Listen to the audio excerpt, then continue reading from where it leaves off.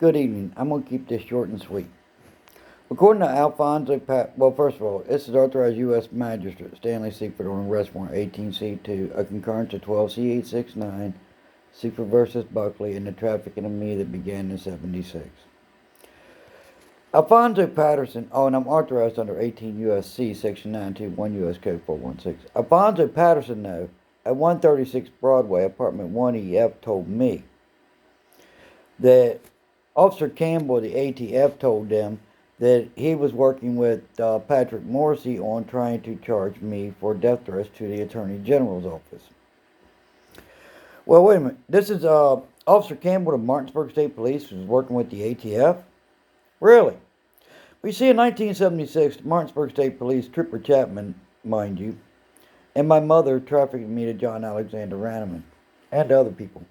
As a matter of fact, it was kind of odd that I was taken to Trooper Chapman's house on the weekends from time to time to spend nights and weekends.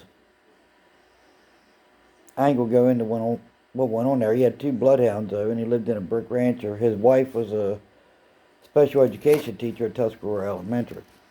Now, this began in 76. So I've addressed this charge that Mr. Alfonso Patterson brought to my attention to my inspectors and the Fugitive Task Force attention as well. Victimization of a victim of human trafficking and abuse of the disabled. You see, human traffickers, like Rosetta Elshai, who's picked up for Mary Ranneman, our mother, and Officer Cambell, who's picking up for Trooper Chapman of the Martinsburg State Police, needs to get me out of the way on arrest warrant 18C2 for the piece of property that Rosetta Elshai sold to me and I gave to Carolyn Ricker. That would be the criminal charge they need to get me out of the way. Well, first of all, just like the charge of tampering with the motor vehicle, where there's a minor child by the name of Nick Elshai messing with Mark Stevens' truck, they decided to charge me for it.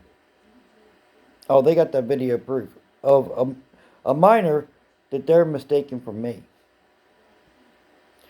But that's how they victimized me in 2008, because, see, human traffickers have got to silence you. And they would do whatever they got to silence you to keep from being prosecuted for the heinous crimes they are guilty of.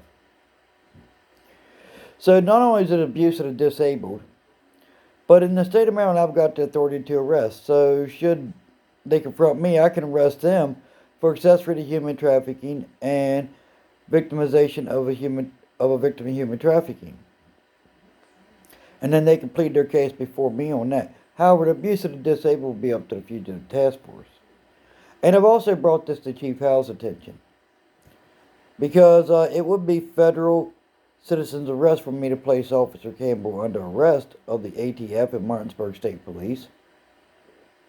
Yes, I can prove that it was not me that messed with Mark Stevens' truck, and it was Nick Elshai. Now, what he done, I do not know.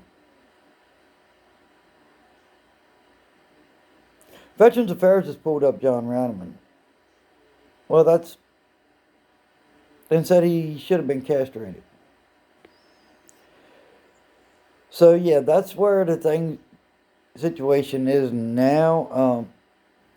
Needless to say, I've even let the Hagerstown Police know if Officer Cambell or the ATF shows up, that I'll need them to show up for paperwork where I'll be placing them under citizen's arrest and transporting them to Washington County Detention Center. On their link, of course. For victimizing a victim of human trafficking and accessory to human trafficking, as well as any agency that gets involved. This Chief Howe already acknowledged is accessory to human trafficking. And that charge would be a means to remove me as a judge, so that would be a means to silence me on 18C2. Beryl Howe already knows this, and so does the U.S. courts. That's all for this breaking news. Stay tuned on Divorce for Grandchildren. Al Bundy, you ain't got shit on me.